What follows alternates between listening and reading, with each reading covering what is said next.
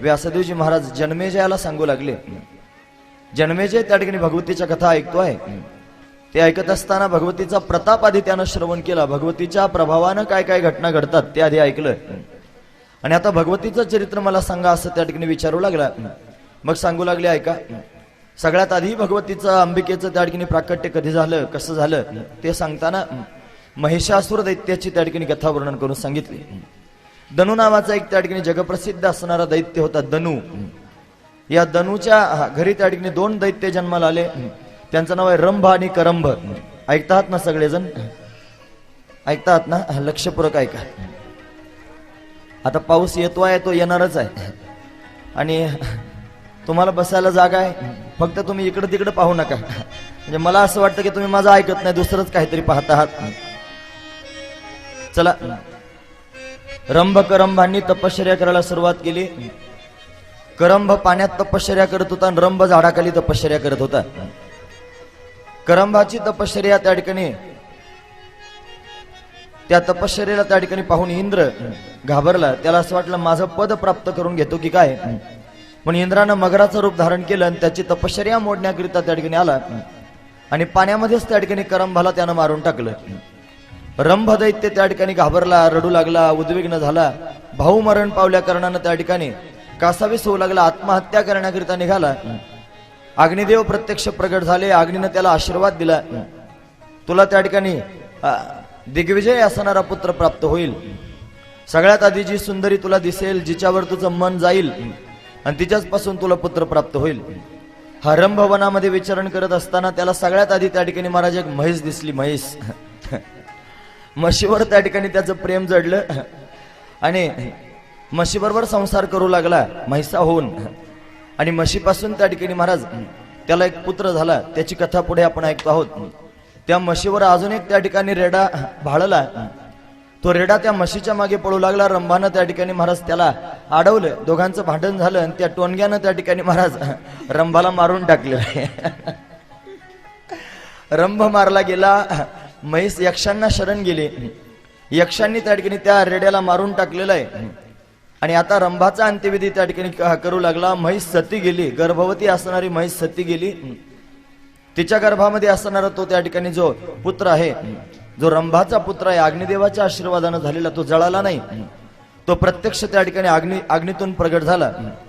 म्हशीच्या पोटातून प्रगट झाला म्हणून त्याचं नाव महिषासूर म्हणून महिषासूर. त्या रंभाचं जळणारं जे शरीर आहे, या शरीरातून अजून एक दैत्य उत्पन्न झाला. त्याचं नाव आहे रक्तबीज. हे 2 दैत्य त्या ठिकाणी रंभाच्या चितेतून त्या ठिकाणी प्रगट झाले. आणि आता त्या ठिकाणी रंभ आणि करंभ हे दोघे जण राजे होते. त्यांच्या जागेवर त्या ठिकाणी दैत्यराज म्हणून महिषासुराची नियुक्ती केली. हा महिषासूर त्या ठिकाणी महान बलशाली असणारा दैत्य आहे. या महिषासुराला त्या ठिकाणी अनेक वरदानं प्राप्त झाली होती. यानं ब्रह्मदेवाची घनघोर असणारी तपश्चर्या केली. सुमेरू पर्वतावर जाऊन. आणि तपश्चर्येचा परिणाम ब्रह्मदेव त्या ठिकाणी प्रसन्न झाला आणि ब्रह्मदेवानं त्याला त्या ठिकाणी वरदान माग म्हणून सांगितलं. तो म्हणा मला अमर करून टाका. म्हणे अमर नाही करता येत. मग सांगितलं मला त्या ठिकाणी देव दानव मानव कोणाच्याही हातानं मृत्यू प्राप्त होऊ नये. मला जर मृत्यू आला तर स्त्रीच्या हातानं मृत्यू प्राप्त व्हावा. त्याला वाटलं स्त्रिया अबला असतात, शक्तिहीन असतात, त्यांना त्या ठिकाणी मी सहज जिंकू शकतो म्हणून स्त्रीच्या हातानं मला मृत्यू प्राप्त व्हावा असं वरदान त्यानं मागून घेतलं. आणि वरदानानं त्या ठिकाणी उन्मत्त झाला. त्यानं पृथ्वीमंडलावर राज्य करायला सुरुवात केली. पृथ्वीचा राजा झाला. काल ही कथा आपण विस्तारानं पाहू असं सांगितलं होतं. इथून पुढे त्या ठिकाणी ती कथा आपण पाहतो आहोत. त्याला असं वाटू लागलं की आता त्या ठिकाणी देवदेवतांवर राज्य करावं म्हणून त्यानं त्या ठिकाणी आपला एक दूत इंद्राकडे पाठवला. दूत इंद्राकडे गेलेला आहे आणि त्याला म्हणू लागला, इंद्रा, महिषासूर त्या ठिकाणी महान बलवान असणारा दैत्य आहे. तो तुझ्यावर आक्रमण करणार आहे. त्यांना आक्रमण करायच्या आधीच त्याला स्वर्ग देऊन टाक, नाहीतर तुला त्या ठिकाणी परास्त व्हावं लागेल. असं म्हटल्यावर त्या ठिकाणी महाराज इंद्र एवढा रागावला. वरेवा म्हणला, म्हशीचा मुलगा फार बलवान झाला म्हणून काय झालं म्हटलं, काय समजतं स्वतःला, असा अभद्र शब्दांमध्ये त्या ठिकाणी बोलू लागला. त्याला म्हणावं गवत खात राहा, बाकीचं काय त्या ठिकाणी नाटक करू नकोस, स्वर्गावर आक्रमण करण्याचा प्रयत्न करू नकोस, असे शब्द आहेत देवी भागवतात. दूतानं ते शब्द ऐकले, महिषासुराला येऊन सांगितलं. म्हणे इंद्र असं त्या ठिकाणी बोलू लागला. महिषासुराने सगळ्या दैत्यांना एकत्रित केलं. त्याला अनेक दैत्य त्या ठिकाणी सहाय्यता करण्याकरिता होते महाराज. त्याला त्या ठिकाणी चिक्षूर नावाचा त्या ठिकाणी महान बलवान असणारा त्या ठिकाणी सेनापती होता. चिक्षूर त्याचं नाव, चिक्षूर. याचा कोषाध्यक्ष होता ताम्र नावाचा त्या ठिकाणी दैत्य. ताम्र, हा ताम्र कोषाध्यक्ष आहे. याला अजून दैत्य येऊन त्या ठिकाणी मिळाले.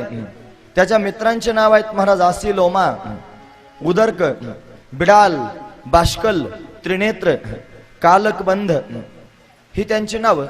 एवढ्या सगळ्या दैत्यांना त्याने त्या ठिकाणी महाराज, एवढ्या सगळ्या राक्षसांना आपल्या अधीन त्यानं करून घेतलं. आणि सर्वचे सर्व राक्षस अतिशय बलशाली आहेत, बलवान आहेत. या प्रत्येकाला त्या ठिकाणी आता भगवतीच्या हातानं मरायचंय महाराज. लक्षपूर्वक ऐका. या सर्व सेनेला त्या ठिकाणी बरोबर घेतलं आणि इंद्राकडून त्या ठिकाणी महिषासुराची निंदा झाली. सगळ्यांनी ऐकलं. सर्वांना त्या ठिकाणी क्रोध आला आणि महिषासुरानं त्या ठिकाणी महाराज या सगळ्या दैत्यांना बरोबर घेऊन आणि इंद्रावर, स्वर्गावर आक्रमण केलं. स्वर्गावर आक्रमण केल्याचं त्या ठिकाणी इंद्राला कळालं. इंद्र त्या ठिकाणी हातामध्ये वज्र घेऊन निघाला आणि महिषासुराबरोबर त्या ठिकाणी युद्ध करू लागला. अनेक शस्त्र अस्त्रांचा प्रयोग होऊ लागला. महिषासूर त्या ठिकाणी महान बलवान असणारा दैत्य आहे. याला त्या ठिकाणी अनेक देवदेवतांच्या केलेल्या तपश्चर्येच्या प्रभावानं त्या ठिकाणी अनेक शरीर धारण करता येत होती महाराज. अनेक शरीर धारण करणारा मायावी असणारा हा महिषासूर याने इंद्राबरोबर युद्ध करायला सुरुवात केली. कधी त्या ठिकाणी टोणग्याच्या रूपामध्ये प्रगट होत असे, कधी घोडा होत असे, कधी हत्ती होत असे, कधी मानवाच्या रूपामध्ये येत असे महाराज. इंद्राला दिग्भ्रमित करू लागला. यानं त्या ठिकाणी महाराज इंद्रावर शस्त्रांचा प्रहार करायला सुरुवात केली. कधी गदेनं प्रहार करतोय, कधी त्या ठिकाणी धनुष्यानं बाण मारतोय, कधी तलवार ढाल घेऊन समोर येतोय, कधी त्या ठिकाणी रेडा होऊन समोर येतो आणि हुंदडा देण्याचा प्रयत्न करतोय. इंद्र व्याकुळ झाला.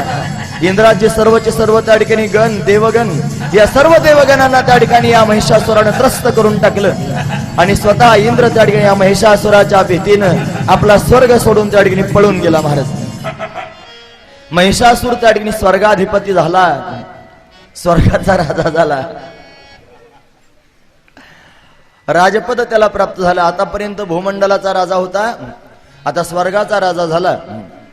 सर्वत्र त्याचं एक छत्र राज्य त्या ठिकाणी झालं. देवता वनवन भटकू लागल्या. काय करावं काही कळेना.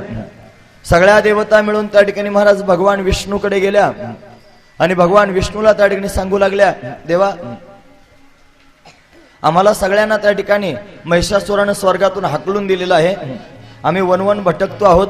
ब्रह्मदेवाला पुढे करून देवता गेल्या होत्या. ब्रह्मदेवानं त्याला त्या ठिकाणी वरदान दिल्या कारण हा उन्मत्त झाला आणि आम्हा सर्वांना त्या ठिकाणी त्रास देतोय, तुम्ही काहीतरी करा. म्हणून भगवान विष्णूनं त्या ठिकाणी महाराज आणि महिषासुरावर आक्रमण केलं. महिषासुराच्या हातातून त्या ठिकाणी स्वर्ग घेण्याकरिता भगवान विष्णू त्या ठिकाणी गरुडावर बसून स्वतः निघाले. शंख, चक्र, गदा, पद्म धारण केलेला भगवान, अनेक रूप भगवान धारण करतात महाराज. भगवान त्या ठिकाणी आकाशामध्ये त्या ठिकाणी गरुडावर आलेले आहेत. हा त्या ठिकाणी महिषासूर उन्मत्त होऊन त्या ठिकाणी भगवान विष्णूकडे पाहतोय, क्रोधायमान झालेला आहे. त्याला माहिती आहे मला त्या ठिकाणी वरदान आहे, मी कोण्याही पुरुषाकडून त्या ठिकाणी मरू शकत नाही. विष्णू हा त्या ठिकाणी महापुरुष आहे, या विष्णूच्या हाताने त्या ठिकाणी मला मृत्यू येऊ शकत नाही. म्हणून भगवान विष्णूवर त्यानं त्या ठिकाणी बेधडक आक्रमण केलेलं आहे. आकाश मार्गामध्ये त्या ठिकाणी दोघे जण युद्ध करत आहेत.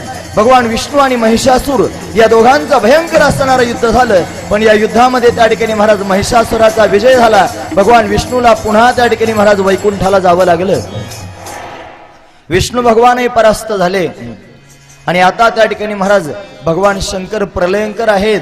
सगळ्या जगाचा प्रलय करू शकतात, त्यांच्यामध्ये विलक्षण असणारं सामर्थ्य आहे. पण हे सामर्थ्य त्या ठिकाणी आहे असं समजून देवदेवता ब्रह्मदेव भगवान विष्णू सहित सर्वजण भगवान शंकराकडे गेले आणि आता सगळ्या देवांनी मिळून असा विचार केला की आपण सगळेजण त्या ठिकाणी युद्ध करावं.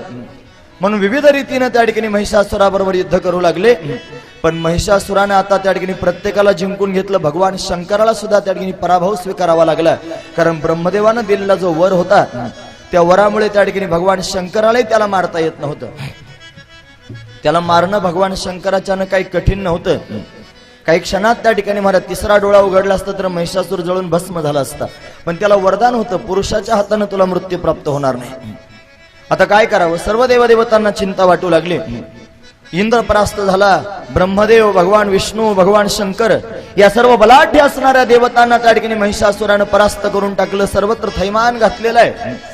भयंकर त्या ठिकाणी वेदना देवदेवतांना तो देऊ लागला, मानवांना त्रस्त करू लागला. एवढा भयंकर दैत्य, याला कसं मारावं म्हणून सर्व देवदेवता त्या ठिकाणी पुन्हा एकदा एकत्र आल्या. वैकुंठामध्ये भगवान विष्णूच्या समोर गेलेले आहेत आणि भगवान विष्णूच्या समोर क्रोधायमान होऊन त्या ठिकाणी देव आपलं त्या ठिकाणी अंतकरण प्रगट करतायत. आता काहीतरी केलं पाहिजे, तुम्ही पालनहार आहात, तुम्ही त्या ठिकाणी सगळ्या जगाला सांभाळणं कर्तव्य आहे, असं त्या ठिकाणी म्हणू लागले. भगवान विष्णूला ते शब्द ऐकून भयंकर क्रोध आला महाराज. या क्रोधानं त्या ठिकाणी भगवान विष्णू त्या ठिकाणी अतिशय रागानं पाहू लागले. त्यांच्या भ्रुकुटीतून एक दिव्य असणारं त्या ठिकाणी तेज प्रगट झालं. भगवान विष्णूचं तेज जसं प्रगट झालं असं ब्रह्मदेवाच्या भ्रुकुटीतून त्या ठिकाणी महाराज तेज प्रगट झालं. भगवान शंकरामधून त्या ठिकाणी तेज प्रगट झालं.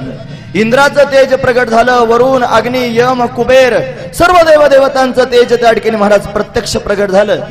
आणि या सर्वांच्या तेजातून त्या ठिकाणी महाराज एक दिव्य असणारा प्रकाश पडलेला आहे. सर्वत्र त्या ठिकाणी महाराज आनंदाचं वातावरण निर्माण होऊ लागलं. या दिव्य तेजातून त्या ठिकाणी महाराज एक आकृती निर्माण झाली. सगळ्या जगाला धारण करणारी सच्चिदानंद असणाऱ्या भगवंताची शक्ती परांबा, जगदंबा, महाकाली, महालक्ष्मी, महासरस्वती, राजराजेश्वरी प्रत्यक्ष प्रगट झाली महाराज. अंबा माता की जय, माता की जय. भगवती राजराजेश्वरी प्रत्यक्ष प्रगट झाली. सर्व देवतांनी तिला पाहिलं. काल हा प्रसंग आपण संक्षिप्त रूपानं पाहिला. देवदेवतांना आनंद झाला. तिचं मुख अतिशय त्या ठिकाणी सुंदर आहे. सत्वरज तमात्मक असणारी ही देवता, हिला महालक्ष्मी त्या ठिकाणी म्हटलं गेलं. सर्व देवदेवतांनी तिला त्या ठिकाणी महाराज पाहिलं. आनंद हृदयामध्ये झाला. तिची स्तुती करू लागले. तिचे नेत्र त्या ठिकाणी काळे भोर आहेत. तिचे ओठ लाल आहेत. अतिशय सुंदर वस्त्र तिने परिधान केलेले आहेत. अलंकार धारण केलेले आहेत. 18 हात आहेत महाराज. 18 हातांनी युक्त असणारी त्या ठिकाणी जगज्जननी प्रत्यक्ष प्रगट झाली. भगवान विष्णूंनी त्या ठिकाणी पाहिले. सगळ्या देवदेवतांनी त्या ठिकाणी पाहिली. सर्वांना आनंद झाला. एका एका देवतेच्या तेजातून एक एक अवयव निर्माण झाले होते. भगवान विष्णूच्या तेजापासून 18 हात तयार झाले होते. वसूच्या तेजापासून लाल रंगाची बोटे तयार झाली होती. चंद्राच्या तेजातून 2 स्तन निर्माण झाली होती. इंद्र तेजातून त्या ठिकाणी कटी प्रदेश, वरुणाच्या तेजातून पोटऱ्या जांघा निर्माण झाल्या होत्या. पृथ्वीच्या तेजातून नितंब निर्माण झाले होते. भगवती अतिशय सुंदर स्वर तिच्या मुखातून त्या ठिकाणी बाहेर येऊ लागले. सुंदर नेत्रांनी त्या ठिकाणी पाहू लागली. स्मित हास्य करत देवतांबरोबर बोलू लागले. अनेक देवदेवतांनी त्या ठिकाणी मला तिचं पूजन केलेलं आहे. समुद्रानं तिला 2 वस्त्र दिलेले आहेत जे कधीच जुने होत नाहीत, सदैव नवे आहेत. पुष्पांच्या माळा दिलेल्या आहेत. तिला कुंडल दिलेले आहेत. विश्वकर्म्यानं कंकण दिलेली आहेत. त्वष्ट्यानं नुपूर दिलेले आहेत. वरुणानं त्या ठिकाणी कमळाची माळ दिलेली आहे. हिमालय पर्वतानं तिला सिंह बसण्याकरिता दिलेला आहे. सिंह वाहिनी तिला असं त्या ठिकाणी म्हटलं जातं. विष्णूनं चक्र दिलं, शंकरानं त्रिशूळ दिला, वरुणानं शंख दिला, पवनदेवानं धनुष्य दिला, इंद्रानं त्या ठिकाणी वज्र आणि घंटा दिला, ब्रह्मदेवानं गंगाजलानं युक्त असणारा कमंडलू दिला, यमदेवानं त्या ठिकाणी ढाल तलवार दिलेली आहे, विश्वकर्म्यानं परशु दिलेला आहे, कुबेरानं त्या ठिकाणी महाराज एक पात्र दिलेलं आहे, त्याच्यामध्ये मध भरून दिलेला आहे, मध. त्वष्ट्यानं गदा दिलेली आहे. प्रत्येक देवदेवतांनी त्या ठिकाणी अनेक प्रकारचे अस्त्र-शस्त्र अंबिकेला दिले आणि 18 हातांमध्ये त्या ठिकाणी शस्त्रास्त्र धारण करून त्या ठिकाणी भगवती जगदंबा सर्वांच्या समोर उभी आहे आणि स्मित हास्य करत त्या ठिकाणी सर्वांना विचारते आहे, सांगा तुम्हाला काय हवंय, तुम्ही माझं का स्तवन करत आहात. देवदेवता बोलू लागले, आई आम्ही सर्वजण त्या ठिकाणी महिषासुराच्या त्रासानं त्रस्त झालेलो आहोत. महिषासुर मोठा भयंकर असणारा त्या ठिकाणी दैत्य आहे. या दैत्यानं आम्हा सर्वांना त्या ठिकाणी त्रास दिलेला आहे. या दैत्याच्या तावडीतून आम्हाला तूच त्या ठिकाणी सोडू शकतेस, तुझ्याशिवाय त्या ठिकाणी आम्हाला कोणी आता सोडू शकत नाही, असं त्या ठिकाणी बोलू लागले. देव आणि भगवती यांचा संवाद त्या ठिकाणी सुरू झाला. आम्हाला त्या दानवाच्या त्रासातून त्या ठिकाणी मुक्त करण्याकरिताच तुझं प्रागट्य झालेलं आहे हे आम्हाला माहिती आहे. ब्रह्मदेवाची त्यानं तपश्चर्या केली आणि ब्रह्मदेवानं त्या ठिकाणी त्याला वरदान दिलेलं आहे की तुझा मृत्यू स्त्रीच्या हातानं होईल. म्हणून तूच त्या ठिकाणी स्त्री शक्ती आहेस, तुझ्याच हातानं त्याचा त्या ठिकाणी मृत्यू होणार आहे हे आम्हाला त्या ठिकाणी चांगल्यापैकी माहिती आहे. असं ज्या वेळेला त्या ठिकाणी सर्वजण बोलू लागले, भगवती जगदंबा प्रसन्न झाली. देवीच्या चेहऱ्यावर त्या ठिकाणी महाराज आनंद निर्माण झाला. देवता त्या ठिकाणी सर्व देवता मानव दानव सर्वच माझे त्या ठिकाणी संतती आहे, हे सर्वजण सुखात गुण्यागोविंदात राहावं आणि हेच मला त्या ठिकाणी वाटतं आहे असं त्या ठिकाणी भगवती विचार करू लागली. दैत्यांना राहण्याकरिता राक्षसांना राहण्याकरिता सुंदर असणारं स्थान पाताळ लोक आहे, त्यानं पाताळात राहावं, मानवाने भूमंडलावर राहावं, देवतांनी स्वर्गात राहावं हे विधीचं विधान आहे. तरी सुद्धा दैत्यांनी आपली जागा सोडून त्या ठिकाणी स्वर्गावर आक्रमण केलं, म्हणजे त्यांनी त्यांची मर्यादा मोडलेली आहे. आता या दैत्यांना त्या ठिकाणी या राक्षसांना दानवांना आणि मारलंच पाहिजे असा विचार करून भगवती जगदंबा आणि देवतांना आशीर्वाद देऊ लागली. निर्भय व्हा, काही चिंता करू नका, मनातली भीती काढून टाका, मी लवकरच या सर्वची सर्व दैत्यांना त्या ठिकाणी मारून टाकीन. भगवती जगत जननीनं त्या ठिकाणी महाराज त्यांना आशीर्वाद देऊन टाकला. सिंह वाहिनी 18 हातांनी युक्त असणारी त्या ठिकाणी भगवती सर्व देवतांना आशीर्वाद देऊन त्या ठिकाणी महाराज घोर असणारी गर्जना करू लागली, मोठ्या मोठ्यानं हसू लागली. तिच्या हसण्याचा आवाज त्या ठिकाणी दिगंतामध्ये पसरला, त्रैलोक्यामध्ये त्या ठिकाणी तिची गर्जना ऐकू जाऊ लागली. स्वर्गलोक मृत्यूलोक आणि पाताळ लोकांमध्ये त्या ठिकाणी महाराज तिच्या हसण्याचा भयंकर असणारा आवाज ऐकू येऊ लागला. पृथ्वी त्या ठिकाणी थरथर थरथर कापू लागली, पर्वत डगमगू लागले, समुद्रामध्ये त्या ठिकाणी तरंग येऊ लागले, मेरू पर्वत आपलं स्थान सोडू लागला, दिशा भीषण गर्जना करू लागल्या. सर्व देव देवतांना मानवांना त्या ठिकाणी कळालं भगवती जगदंबा हसते आहे. आता त्या ठिकाणी भयंकर असणारा युद्ध प्रसंग समोर येणार आहे. सर्व दैत्यांना त्या ठिकाणी हे कळणार आहे. दैत्य त्या ठिकाणी भगवतीच्या समोर आता धावून येणार आहेत. या सर्व गोष्टी देवतांना कळाल्या, मोठा आनंद वाटू लागला. तिच्या गर्जनेनं त्या ठिकाणी सर्वांना एवढा आनंद झाला महाराज. दानवांना सुद्धा कळालं की कुठून तरी आवाज येतो आहे, कोणीतरी भयंकर शब्द काढताय, कोणीतरी हसताय जोरजोरानं. तिच्या हसण्याचा आवाज ऐकून त्या ठिकाणी सर्व दानव आश्चर्यचकित झाले. महिषासुरही त्या ठिकाणी आश्चर्यानं भरून गेला. कुठून आवाज येतोय हा विचार त्या ठिकाणी करू लागला. आणि असा विचार करत त्या ठिकाणी महाराज त्यानं आपल्या सगळ्या दूतांना बोलावलेला आहे, क्रोधायमान झालेला आहे. कोणीतरी त्या ठिकाणी भयंकर शब्द करतोय, हा देव आहे दानव आहे की मानव आहे जरा जाऊन बघा. त्याचा हा शब्द त्या ठिकाणी त्याच्या मृत्यूला हक्का मारतोय हे निश्चित समजा. महिषासूर बोलू लागलं, एवढा घमंडी आहे महाराज, जाऊन बघा कोण आहे. आवाजाविषयी त्या ठिकाणी विचारपूस करण्याकरिता त्यानं दैत्यांना पाठवलं. जो कोणी दानव मानव असेल, जो कोणी देव असेल त्यांना पकडून माझ्या समोर त्या ठिकाणी घेऊन या, निश्चित त्याचं आयुष्य संपलं असं समजा. असं म्हणून त्या ठिकाणी दूत आवाजाच्या दिशेनं त्या ठिकाणी जाऊ लागला. घोर आवाज जिथून होतोय तिथपर्यंत दूत जाऊन पोहोचला आणि दूतानं त्या ठिकाणी जगतजनीला पाहिलं महाराज. सिंहावर बसलेली विशाल काय पर्वतासारखी त्या ठिकाणी दिसणारी भगवती जगदंबा, जिला 18 हात आहेत, जी अनेक शस्त्रास्त्रांनी युक्त आहे, जिनं सुंदर सुंदर वस्त्र आभूषण धारण केलेली आहेत, जिच्या गळ्यामध्ये त्या ठिकाणी पुष्पांच्या माळा आहेत, अशी असणारी त्या ठिकाणी श्रेष्ठ सर्वश्रेष्ठ त्या ठिकाणी आयुध धारण करणारी भगवती या दूतानं पाहिली. तिला पाहून दूताला त्या ठिकाणी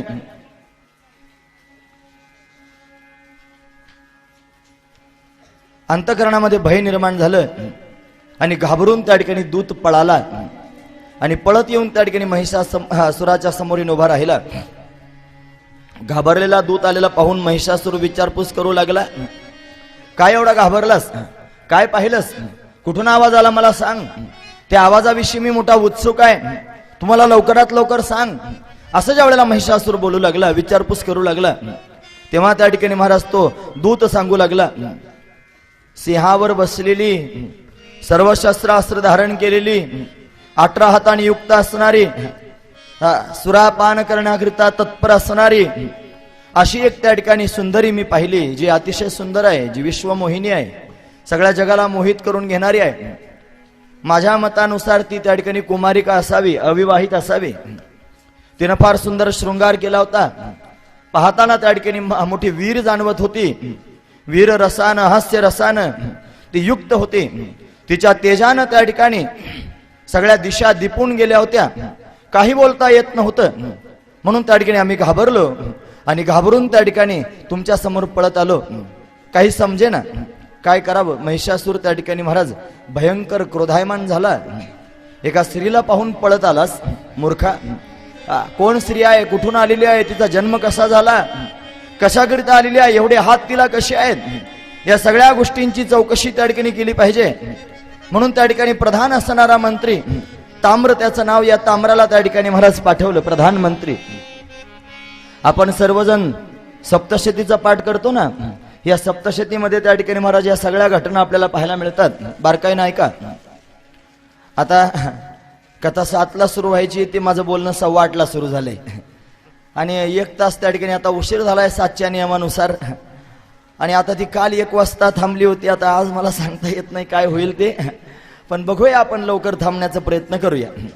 कारण आताशी त्या ठिकाणी महिषासुराबरोबर त्या ठिकाणी संवादच व्हायचा आहे. अजून संवाद होणं दूर आहे, युद्ध त्याच्या पुढे आहे. चला, म्हणून त्यानं त्या ठिकाणी ताम्राला पाठवलं. प्रमुख असणारा सेनापती त्याला पाठवलं. बऱ्याचशा सैन्याला बरोबर घेऊन त्या ठिकाणी हा ताम्र नावाचा दैत्य त्या ठिकाणी आला. सेना बरोबर घेऊन आला होता, युद्ध करण्याच्या उद्देशाने आला होता. समोर त्या ठिकाणी भगवतीला त्यानं पाहिलं महाराज. आणि पाहिल्यानंतर त्या ठिकाणी महिषासुरानं सांगितलं होतं, मी आताच ऐकलंय ती अविवाहित आहे, मी आताच ऐकलं ती फार सुंदर आहे, मी आताच ऐकलं ती वीर आहे, ती दैदिप्यमान आहे. आणि अशी असणारी त्या ठिकाणी ती भगवती आहे. या भगवती बरोबर त्या ठिकाणी या सुंदर असणाऱ्या स्त्री बरोबर त्या ठिकाणी मला विवाह करायचा आहे. तिला त्या ठिकाणी पकडून आणा, तिला मी माझी पट्टराणी बनवणार आहे. कोण म्हणताय? महिषासूर बोलू लागला. एवढा उन्मत्त झाला होता महाराज. हा ताम्र त्या ठिकाणी प्रधानमंत्री देवीकडे जाण्याकरिता निघाला, सेनेला बरोबर घेऊन गेला. यानं जाऊन त्या ठिकाणी महाराज भगवतीला पाहिलं आणि अतिशय शांतपणे भगवतीशी संवाद करू लागला. या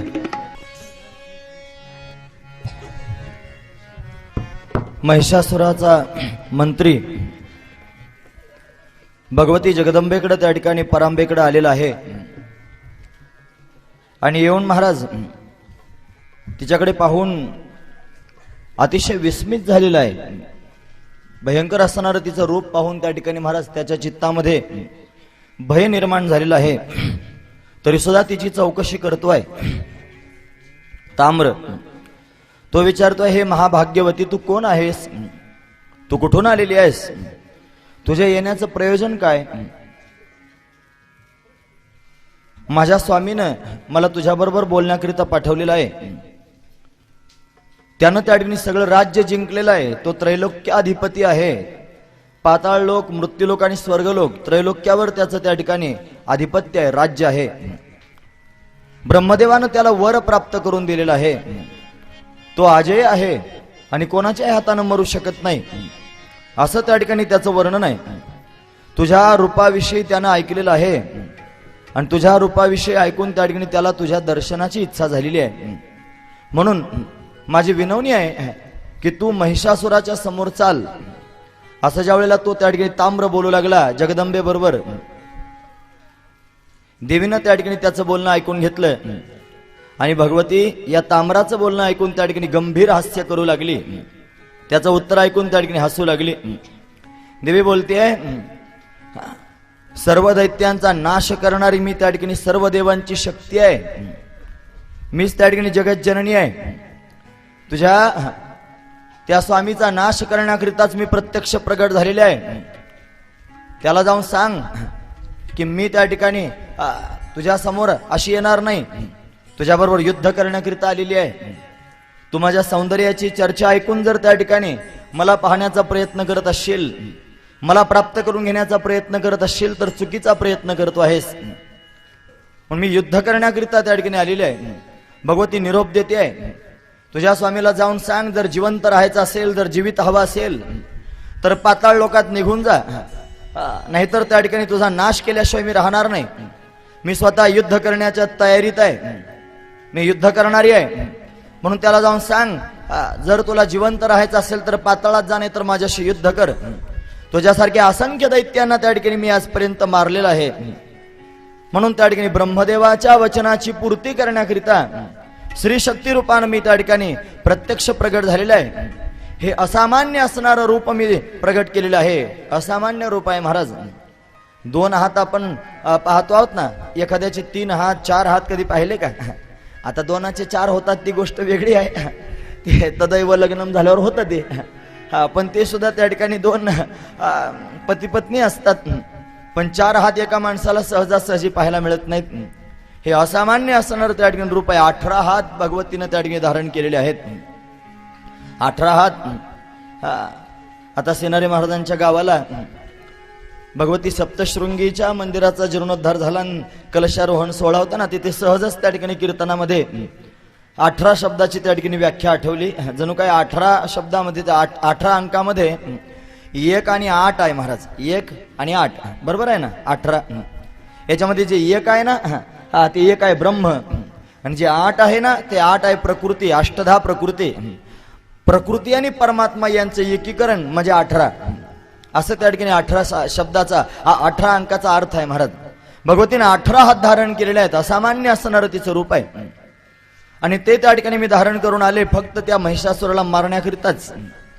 महामंत्री त्या ठिकाणी बोलू लागला, हे सुंदरी, तू त्या ठिकाणी मोठ्या आवेशात बोलते आहेस, पण हे तुझं जे भाषण आहे हे अविचाराचं भाषण आहे. तू लक्षात ठेव. तो तिला सल्ला देऊ लागला, महिषासुराची तुझी बरोबरी करता येत नाही. तो त्रैलोक्य विजय आहे. सर्व देवदेवता त्या ठिकाणी त्याला नमस्कार करतात, त्याच्या अधीन झालेले आहे. आणि लक्षात घे, तू एकटीच आहेस आणि सगळ्या त्रैलोक्यातली सेना त्याच्या बरोबर आहे. म्हणून त्या ठिकाणी महिषासुराच्या समोर तू टिकू शकत नाही. महिषासुराबरोबर तू त्या ठिकाणी युद्ध करू शकत नाही. असं त्या ठिकाणी बोलू लागला महामंत्री. देवी आणि महामंत्री यांचा संवाद सुरू आहे.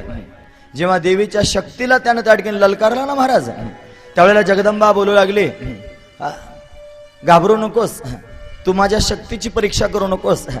मी अपरिमित त्या ठिकाणी बलवान आहे. तुझ्यासारख्या त्या ठिकाणी हजारो महिषासुरांना मारण्याकरिता मी तयार आहे, असं सांगू लागली महाराज. तो हसून बोलू लागला, मंत्री, ज्याप्रमाणे हत्ती त्या ठिकाणी कमळाचा नाश करतो, सहज कमल कुलाचा नाश करतो हत्ती, सोंडीनं त्या ठिकाणी विस्कळीत करून टाकतो, असा त्या ठिकाणी माझा स्वामी तुझ्यासारख्या सुंदर असणाऱ्या सुंदरीचा नाश करून टाकीन, असं बोलू लागला महाराज. शत्रूंना त्या ठिकाणी ताप देणारा महिषासुर आहे. तुला त्या ठिकाणी तुझ्या रूपाचा आणि यौवनाचा अभिमान झाला असेल, म्हणून तू त्या ठिकाणी फार अभिमानी होऊ नकोस, असं त्या ठिकाणी बोलू लागला. भगवतीला त्या ठिकाणी ललकारू लागला, माझ्या स्वामीला त्या ठिकाणी तू मोहित करून टाकलेला आहेस. तुझं सौंदर्य त्या ठिकाणी ऐकून तो मोहित झालेला आहे, म्हणून तू त्या ठिकाणी गुपचूप त्याच्या समोर चाल, असं ज्या वेळेला त्या ठिकाणी बोलतोय. तुझ्या क्रोधाचा त्याग कर, तुझ्या अभिमानाचा त्याग कर, आणि तू त्या ठिकाणी महिषासुराकडे चाल. ते तुला पट्टराणी करून त्या ठिकाणी सर्व संपदा प्राप्त करून देतील, असं ज्या वेळेला त्या ठिकाणी बोलू लागला ताम्र. त्यावेळेला भगवती बोलते आहे, ज्याचा तू प्रधानमंत्री आहेस ना, त्याच्यासारखाच तू मूर्ख आहेस. कारण त्यानं सुद्धा त्या ठिकाणी वरदान मागून घेताना त्या ठिकाणी असं वरदान मागून घेतलं तर मला स्त्रीच्या हातानं मृत्यू प्राप्त व्हावा. स्त्रीच्या हातानं त्या ठिकाणी मृत्यू प्राप्त व्हावा हे का मागितलं? त्याला वाटलं स्त्री ही अबला असते, स्त्रीमध्ये शक्ती नसते, पण खरं तर स्त्री हीच शक्ती आहे, तिच्यामध्ये सामर्थ्य आहे महाराज. निर्बुद्धपणानं वरदान मागून घेतलं स्त्रीच्या हातानं मृत्यू व्हावा. म्हणून ऐक, तुझ्या स्वामीला महिषासुराला मारण्याकरिताच मी त्या ठिकाणी प्रत्यक्ष प्रगट झाले, आणि आता मी त्याला मारल्याशिवाय राहणार नाही. म्हणून तू त्या ठिकाणी मला समजावून सांगण्यापेक्षा जाऊन त्याला समजावून सांग. तुझं प्रारब्ध आता प्रतिकूल झालेलं आहे, आता तुला मरण्याची वेळ त्या ठिकाणी जवळ आलेली आहे. जर जिवंत राहण्याची इच्छा असेल तर बऱ्या बोलानं त्या ठिकाणी आपले प्राण घेऊन पाताळात निघून जा, नाहीतर माझ्याशी युद्ध कर, असं त्या ठिकाणी भगवती बोलू लागली. तिचं साहस, तिचं धैर्य, तिची शूरता, तिची वीरता, तिच्या चेहऱ्यावर असणारा अप्रतिम तेज त्या ठिकाणी या ताम्रानं पाहिलं, आणि मनातली मनात विचार करू लागला, आता मी सेना घेऊन आलो होतो हिच्याशी युद्ध करायला, पण महिषासुराला मारण्याचा विचार त्या ठिकाणी माझ्या समोर सांगते, माझ्यासारख्याला तर 2 मिनिटात मारून टाकेल, काय करावं? आता युद्ध करू की असाच परत जाऊ, असा विचार त्याच्या मनात त्या ठिकाणी घोळू लागला. पण त्या ठिकाणी मनानं त्याचा निर्णय केला की हिच्याशी युद्ध करणं चांगलं नाही, योग्य नाही. मी जरी सैनिकांना घेऊन आलो असलो तरी सुद्धा त्या ठिकाणी ही आता माझ्यासह सर्व सैनिकांना त्या ठिकाणी मारून टाकील, म्हणून महिषासुराकडे त्या ठिकाणी हा निरोप घेऊन जाणंच योग्य आहे. आणि म्हणून त्या ठिकाणी हा ताम्र नावाचा दैत्य भगवतीचे शब्द ऐकून परत फिरला. भगवतीच्या समोर महिषासुराच्या समोर जाऊन त्या ठिकाणी उभा राहिला. त्यानं प्रणाम केला आणि देवीचं वर्णन करून सांगू लागला, महाराज ती त्या ठिकाणी देवी मोठी भयंकर आहे, सिंहावर बसली होती, तिला 18 हात होते, त्रिनेत्रधारी आहे, अस्त्रशस्त्रांनी युक्त आहे, भयंकर असणारं तिचं रूप आहे, भीतीदायक असणारं तिचं स्वरूप आहे. तिला पाहून त्या ठिकाणी काळही भिवून जाईल अशी तिची अवस्था आहे. ती सर्व दैत्यांना मारू शकते असं तिचं सामर्थ्य आहे. मी तिला त्या ठिकाणी तुमची पट्टराणी होण्याविषयी त्या ठिकाणी विनवणी केली, पण माझं सगळं बोलणं ऐकूनही त्या ठिकाणी महाराज तिनं सगळ्या प्रकारानं नकार देत त्या ठिकाणी उलट असं बोलू लागली, तो महिषासूर काय समजतो स्वतःला, म्हशीच्या पोटातून जन्माला आला आणि मला त्या ठिकाणी म्हणतोय माझी पत्नी हो. अरे ब्रह्मा विष्णू शंकर इंद्र हे सगळे देवदेवता आहेत, याच्यापैकी कोणत्याच देवाला मी पती म्हणून स्वीकारायला तयार नाही. ब्रह्मदेव विष्णू आणि शंकर सुद्धा मला पती रूपाने त्या ठिकाणी योग्य नाहीत. माझा पती तर त्या ठिकाणी काय विलक्षण आहे, जो निर्गुण आहे, जो निराकार आहे, जो सर्व जगतामध्ये व्याप्त आहे, जो चराचराचा अधिष्ठान आहे, असा असणारा माझा पती आहे. ती त्या ठिकाणी बोलू लागली, म्हणून देवतांबरोबर जर मी त्या ठिकाणी विवाह करायला तयार नाही तर या टोनग्याबरोबर विवाह करील काय, असा शब्द तिच्या मुखातून त्या ठिकाणी बाहेर येऊ लागला. आणि अशा हीन शब्दांमध्ये ज्यावेळेला त्या ठिकाणी महाराज या ताम्राच्या मुखातून महिषासुरानं त्या ठिकाणी हे सगळं वृत्त ऐकलं आणि त्यावेळेला त्या ठिकाणी हा महिषासूर भयंकर क्रोधावला, रागावला. आता काय करावं त्याला काही केल्या कळेना. ती रणभूमीवर येऊन त्या ठिकाणी युद्ध कर असं म्हणते आहे. तुमच्याशी युद्ध करण्याकरिता ती तयार आहे, नाहीतर त्या ठिकाणी युद्ध करा, नाहीतर पाताळात निघून जा दैत्यांनो, असा निरोप तिनं दिलेला आहे. ज्यावेळेला ताम्रानं हा निरोप सांगितला त्यावेळेला काय करावं काही कळेना महिषासुराला. त्यानं तातडीची एक त्या ठिकाणी सभा बोलावली, मिटिंग बोलावली. बरेचसे त्या ठिकाणी महाराज वृद्ध असणारे मंत्री त्यानं बोलावले आणि या सर्वांना त्या ठिकाणी महाराज विचारू लागला, मंत्र्यांना विचारू लागला, वृद्ध राक्षसांना विचारू लागला की ही देवी त्या ठिकाणी प्रगट झालेली आहे आणि माझ्याबरोबर युद्ध करण्याचा प्रयत्न करते आहे. मला तुम्ही सांगा ही नेमकी त्या ठिकाणी कोणत्या उद्देशाने आली असेल. पूर्वीचे लोक त्या ठिकाणी वयोवृद्धांचा सल्ला घेत होते आणि मगच त्या ठिकाणी ते अनुभवी असल्या कारणानं त्यांच्या हातानं काहीतरी आपल्याला अनुभव ऐकायला मिळेल त्यांच्याकडून, म्हणून त्यांना विचारपूस करत होते. आता कोणी वृद्धांना सल्ला विचारत नाही. आता उलट जर त्या ठिकाणी महाराज कोणी म्हातार माणूस मध्ये बोलायला लागलं तर ते पोरग त्याला म्हणतं, हो दादा जरा गप बसा ना, हे म्हाताऱ्याला काही काम नाही म्हणते, याला काय असं त्या ठिकाणी बोलायला सुरुवात करतात आणि त्याचा अपमान करतात महाराज. म्हणून म्हाताऱ्या माणसांचा अपमान करू नये, ते अनुभवी आहेत. त्यांना त्या ठिकाणी महाराज एक नाव आहे खोड. काय आहे ते? खोड आहे, खोड. आता त्यांच्या अंगात खोडे असतात ही गोष्ट दुय्यम आहे. तुम्ही म्हणाले आता हे असंही सांगायला लागला, म्हाताऱ्या माणसाच्या अंगात फार खोडे असतात महाराज. ते लोकांना दिसत नाहीत, फक्त सुनाने मुलाने काय केलं हे दिसतं, पण म्हातारी माणसं किती खोड्या करतात हे कोणाला दिसत नाही. हा एक म्हण आहे, आमची आई म्हणत असते, म्हणजे इमटा घे चिमटान बडबड्याचा बोबाटा असं त्या ठिकाणी म्हण. असं ते म्हातारं काहीतरी खोडीला असतं, पण अनुभव त्याच्याजवळ असतो ना महाराज. म्हणून अनुभवाची बाजू जर पाहिलं तर त्या ठिकाणी समजावून सांगण्याच्या दृष्टीने ते महत्वाचे असतात. म्हणून वृद्ध असणाऱ्या मंत्र्यांना बोलावलं आणि विचारपूस करायला सुरुवात केली. आता काय करावं सांगा. आता ते मंत्री सगळे राक्षस होते महाराज. आता त्यांची सगळ्यांची बुद्धी त्या ठिकाणी तामसी होती. म्हणून एक विरूपाक्ष नावाचा त्या ठिकाणी एक दैत्य समोर आला, राक्षस समोर आला आणि तो महिषासुराला बोलू लागला, अरे जिच्या विषयी आपण सारखं ऐकतो आहोत, दूत गेला तिला पाहून आला, ताम्र गेला तिच्याशी बोलून आला, हे सगळं त्या ठिकाणी आपण सर्वांनी मिळून ऐकलं, पण तिच्या त्या बोलण्यातून त्या ठिकाणी या सगळ्या निरोपांमधून मला तरी वाटतंय ती काहीतरी साधारण असणारी एक स्त्री आहे. विरूपाक्ष बोलू लागला. तो म्हणतोय फक्त ती अभिमानानं जरा त्या ठिकाणी उन्मत्त झालेली आहे, तिला कदाचित सौंदर्याचा अभिमान असावा आणि म्हणून ती त्या ठिकाणी अशा पद्धतीने बोलते आणि तिच्या मनामध्ये त्या ठिकाणी महिषासुराबरोबर विवाह करण्याची त्या ठिकाणी इच्छा असावी असं मला वाटतं आहे. हा विरूपाक्ष बोलतो नाही कुठे तर त्या ठिकाणी महाराज हा दुर्धर्ष नावाचा एक दैत्य उभा राहिला आणि या विरूपाक्षाला साथ देत बोलू लागला. बरोबर आहे म्हणला, हा जो विरूपाक्ष आहे ना हा बरोबर बोलतोय.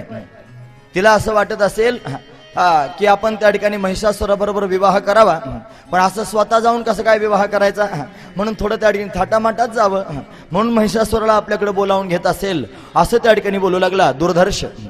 विरूपाक्ष आणि दुर्धर्षानं त्या ठिकाणी महाराज असं सांगायला सुरुवात केली, तिला सुंदरतेचा अभिमान असेल, ती मोठी गर्विष्ठ असेल आणि तिला त्या ठिकाणी तुमच्या समोर यायची भीती वाटत असेल, म्हणून तुम्हालाच तिच्याकडे त्या ठिकाणी बोलावत असेल असं आम्हाला वाटतं आहे. या दोघांचं बोलणं पूर्ण झालं नाही, कुठे तर ताम्र नावाचा दैत्य पुन्हा उभा राहिला. तो त्या ठिकाणी बोलू लागला, महाराज यांचं ऐकू नका म्हटलं तुम्ही. ती त्या ठिकाणी अशी मला वाटली नाही, जी त्या ठिकाणी सौंदर्याचा अभिमान आहे, तिला गर्व आहे, ती त्या ठिकाणी विवाह करण्याची इच्छा करत असेल असलं मला काहीच वाटलं नाही. मी तिला त्या ठिकाणी प्रत्यक्ष पाहिलं आणि तिचे शब्द मी ऐकले. तिच्या डोळ्यामध्ये त्या ठिकाणी युद्ध करण्याची जी भूमिका मला दिसली काही अप्रतिम होती. मला तिचं भय वाटलं. मी सेना घेऊन गेलो होतो, युद्ध करण्याच्या तयारीने गेलो होतो, पण मी भिवून परत आलेलो आहे. पण आता मला असं वाटतं की त्या ठिकाणी तुम्ही त्या स्त्री बरोबर युद्ध करू नये, तुम्ही त्या ठिकाणी पाताळ लोकांमध्ये गुपचूप निघून जावं. ताम्र त्या ठिकाणी बोलू लागला, त्याला सल्ला देऊ लागला. ती स्त्री कामातूर होऊन तुम्हाला मोहित करीत नसून मला ती विदुषी वाटते. विदुषी म्हणजे त्या ठिकाणी सर्वश्रेष्ठ असणारी, विचारवान असणारी, अशी त्या ठिकाणी ज्ञान संपन्न असणारी मला ती वाटते आहे. आणि ती सगळ्या देवतांच्या तेजातून त्या ठिकाणी प्रत्यक्ष प्रगट झालेली असावी असा माझ्या अंतकरणातला भाव आहे. म्हणून सगळे देव एकत्र होऊन त्या ठिकाणी त्यांच्या तेजातून निर्माण झालेली ती देवी भयंकर युद्धाकरता ललकारती आहे. म्हणून तुम्ही तिला सामान्य समजू नका असं सांगत असताना महिषासूर त्या ठिकाणी रागावून ताम्राला बोलू लागला, म्हणे मूर्खा काय समजतोस म्हणे तू, ती देवी त्या ठिकाणी आपल्यापेक्षा बलवान आहे. असं काही नाही म्हणे, सगळंचे सगळं सैन्य घे आणि तू स्वतः तिच्याबरोबर युद्ध करण्याकरिता जा. आता नाही इलाज झाला. ताम्राला त्या ठिकाणी युद्ध करण्याकरिता जाण्याची आज्ञा प्राप्त झाली. आणि हा जो त्या ठिकाणी ताम्र नावाचा दैत्य आहे आणि तो त्या ठिकाणी अनेक सैन्यांना घेऊन त्यानं देवीकडून त्या ठिकाणी महिषासुराची निंदा ऐकली होती. त्याच्या अंतकरणात आधीच भय होतं महाराज. या सगळ्या गोष्टी त्या ठिकाणी त्यानं ऐकल्या होत्या. तो पळून जाण्याच्या तयारीमध्ये होता, पण त्या ठिकाणी महिषासुरानं सांगितल्या कारणानं त्या ठिकाणी त्याला जावं लागणार आहे. पण तो त्या ठिकाणी घाबरला. त्याचं घाबरणं पाहून अजून दोन दैत्य त्या ठिकाणी उभे राहिले. दुर्मुख आणि बाष्कल नावाचे दैत्य उभे राहिले. आपण दुर्गा सप्तशतीमध्ये यांची नावं पाहतो. दुर्मुख नावाचा त्या ठिकाणी दैत्य उभा राहिला आणि तो त्या ठिकाणी बोलू लागला, हा ताम्र भेत्रा आहे. एका बाईला त्या ठिकाणी घाबरतोय, एका स्त्रीला घाबरतोय. लाज वाटत नाही म्हणला तुला? अरे आपण त्या ठिकाणी शूरवीर आहोत, आपण युद्ध केलंच पाहिजे. म्हणून तो युद्धाकरिता त्या ठिकाणी उभा राहिला. त्याची सहाय्यता करण्याकरिता बाष्कल नावाचा दैत्य त्या ठिकाणी उभा राहिला. बाष्कल आणि दुर्मुख या दोघांनी त्या ठिकाणी मिळून भगवतीवर आक्रमण करायचं ठरवलं. आणि असंख्य सेना दल त्या ठिकाणी आपल्या बरोबर घेऊन भगवतीच्या समोर युद्ध करण्याकरिता हे दोघे जण गेले महाराज. आणि गेल्यानंतर सर्वप्रथम त्या ठिकाणी आधी गोडी गुलाबी तिला सांगावं समजून म्हणून दुर्मुख आणि बाष्कल त्या ठिकाणी सांगू लागले, हे देवी तू कोण असशील, कुठून आले असशील आम्हाला माहित नाही, पण बऱ्या बोलानं त्या ठिकाणी तू आमच्या स्वामीच्या समोर चाल आणि त्याची पत्नी हो, तो तुझा सांभाळ करील असं त्या ठिकाणी बोलू लागले. भगवती रागावली आणि रागावून त्या ठिकाणी पुन्हा महिषासुराची निंदा करू लागली. तुमच्या त्या दैत्याला मी भीत नाही, त्याला म्हणावं पाताळ लोकात जा, हे शब्द तिच्या मुखातून बाहेर येऊ लागले. आणि महिषासुराची निंदा त्या ठिकाणी एकनिष्ठ असणाऱ्या त्याच्या सेवकांना सहन झाली नाही. म्हणून दुर्मुखानं आणि बाष्कलानं त्या ठिकाणी महाराज भगवतीवर आक्रमण करायचं ठरवलं. दुर्मुखानं हातामध्ये बाण, धनुष्य बाण घेऊन, तलवार ढाल घेऊन, परिघ खडग घेऊन त्या ठिकाणी भगवतीवर आक्रमण केलेलं आहे. भगवतीवर आक्रमण करून त्या ठिकाणी गेलेला आहे. भगवती या दुर्मुखाबरोबर अशा पद्धतीने त्या ठिकाणी युद्ध करते आहे. सिंहावर बसलेली भगवती 18 हातांनी त्या ठिकाणी महाराज युक्त आहे. अनेक शस्त्रास्त्र घेऊन त्या ठिकाणी या दुर्मुखाबरोबर त्या ठिकाणी युद्ध करू लागलेली आहे. बाणांचा घनघोर असणारा त्या ठिकाणी वर्षा होऊ लागलेला आहे. ढाल तलवार घेऊन त्या ठिकाणी हा दुर्मुख समोर येतोय. देवी बरोबर त्या ठिकाणी युद्ध करतोय. भगवती जगदंबा त्या ठिकाणी दुर्मुखाबरोबर युद्ध करू लागली. पाहता पाहता त्या ठिकाणी महाराज आपल्या हातामध्ये असणाऱ्या तलवारीनं या जगदंबेनं त्या ठिकाणी महाराज या दुर्मुखाचं मस्तकच त्या ठिकाणी उडवलं. दुर्मुखाचा मृत्यू झालेला पाहून बाष्कल घाबरला. पण आता त्या ठिकाणी पळून जाणं योग्य नाही असा विचार करून त्या ठिकाणी हातामध्ये गदा घेऊन भगवतीच्या अंगावर धावू लागलं. भगवती जगदंबा गदा हातात घेऊन त्या ठिकाणी बाष्कलाबरोबर युद्ध करू लागली.